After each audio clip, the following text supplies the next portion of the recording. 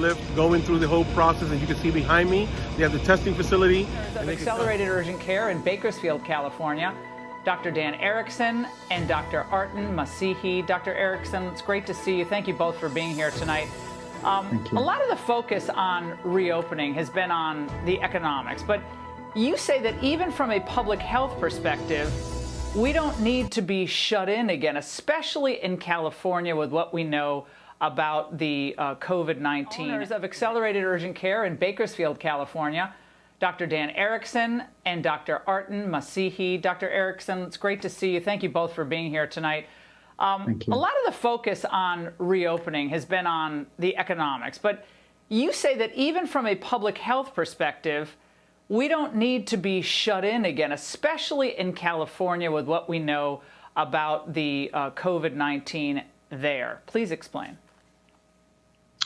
Well, I think that what I've been studying over the last 5 days is herd immunity.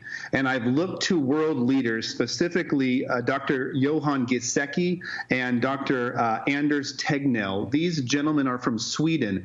And Sweden, as you know, has taken an approach where people are allowed to move about. Children under 16 are in school, and they haven't done a lockdown. They've done some basic social distancing. And Dr. Gisecki just finished doing a report where he said there's really not a lot of science backing these techniques. So he said we use things like hand washing, a little bit of social distancing because those work.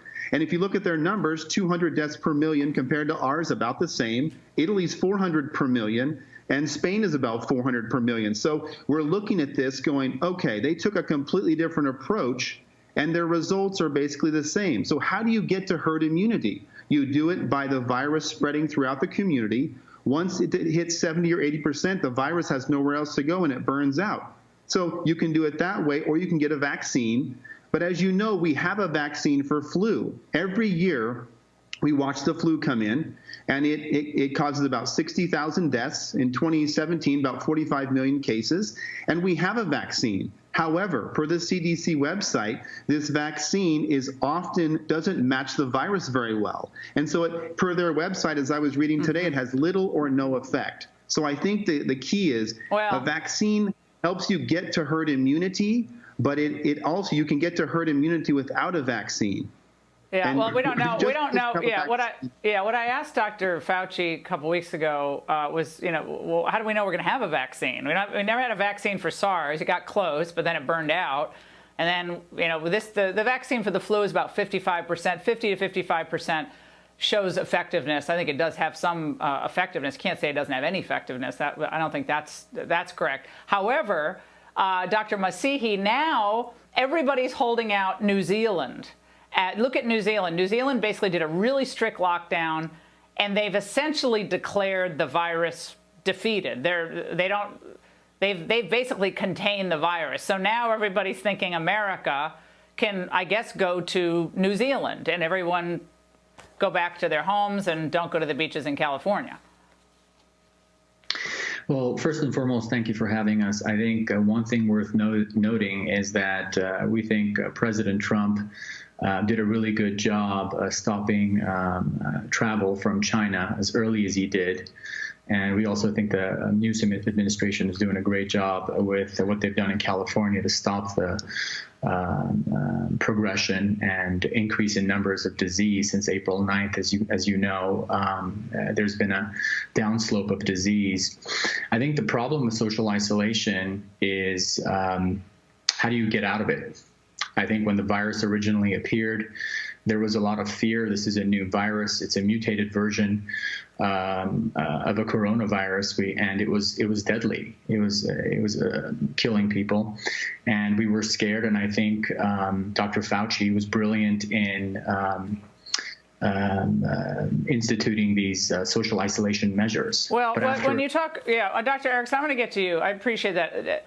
The executive director of the Committee to Protect Medicare, Dr. Rob Davidson, he has been tweeting up a storm about your videos and has an issue with your analysis. He said, considering that 109,000 COVID-19 patients have recovered and 55,000 died out of nearly 1 million cases, how can they extrapolate to larger population without knowing the outcomes of the other 835,000. Their statistical method, simple division and multiplication, doesn't quite cut it. How do you respond, Well, Dr. Erickson? Let's look at Stanford's data. I go to the Stanford study and I say they were predicting, the health department in Santa Clara County predicted 956 positive cases. That's what they had reported. Well, when Stanford did antibody testing out of 3,300 randomized people, they found 2.5 to 4.16% of the population was indeed positive. That means 45 to 80,000 people were positive with COVID, which is 50 times what was reported in their public health department. So and my data is that I just did 6,000 swabs. I had 413 positives, which was 7% of Kern County. My initial data was not randomized. My second data in the last 3 weeks is randomized. So what we're seeing is between 4 and 7% of two different counties, Santa Clara County, 2 million, Kern County, 1 million. Each of our prospective data showed 4 to 7%. If you extrapolate that out to different counties in California, you're going to have a couple million cases and 1,700 deaths. I realize that Kern County is different than LA.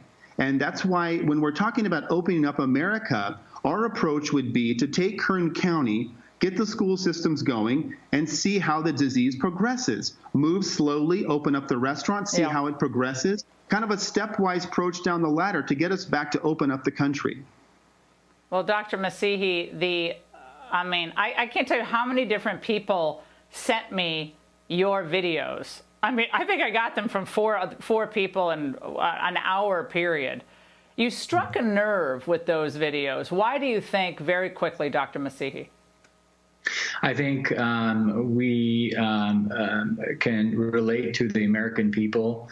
There's folks that are at home, they don't have a job, they've lost their source of income, there's increase in alcoholism, folks are depressed, suicides happening, people are struggling.